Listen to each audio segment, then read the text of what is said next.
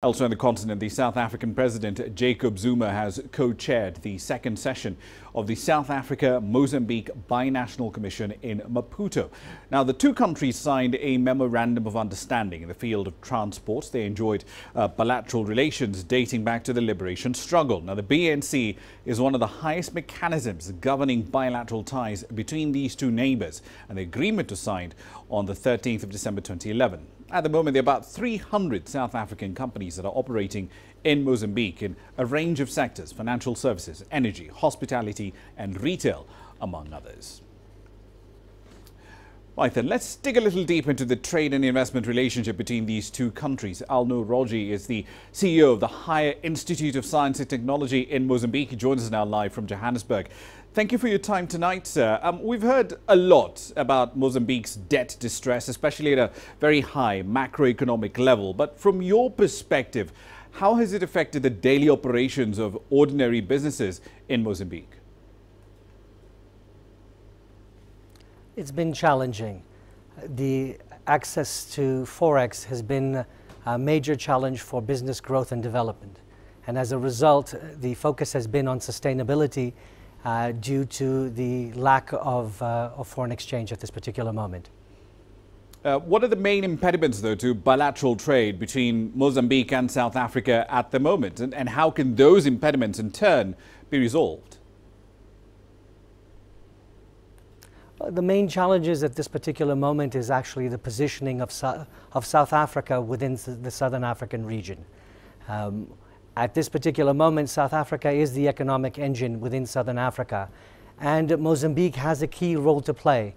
The challenges that need to be overcome is what role South Africa and Mozambique will jointly play within Southern Africa as Mozambique continues to grow in development.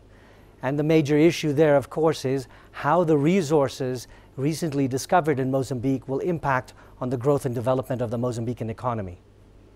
Right. Let's focus on the numbers, though. Mozambique is, frankly, very heavily dependent on South Africa for trade within that Southern African Development Community trade bloc. 69% of our exports going to South Africa, 90% of our intra-ADC imports coming from the same country.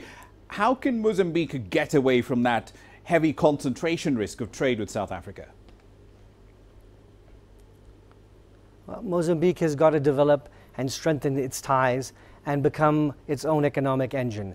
It's not just about natural resources. It's about agriculture. It's about infrastructural development, and it's about a focus on the three corridors: the Maputo corridor, the Beira corridor, and the Nacala corridor. Those are the key areas for Mozambique's future, and Mozambique needs to focus on those areas specifically. Right. One last question for you, sir. There's been a range of calls for the removal of quite a few tax exemptions, including some for value-added tax. In your view, what tax reform measures, given the current economic crisis in the country, what tax reform measures are most urgent right now? The major challenge at this particular moment is that the tax base is very narrow. As such, the contributions are limiting the availability of resources to the government to support its growth and development ambitions. Secondly, there are administrative challenges, and these are going to be prohibitive in future because these inherent inefficiencies are challenging the operational structure of the government within Mozambique.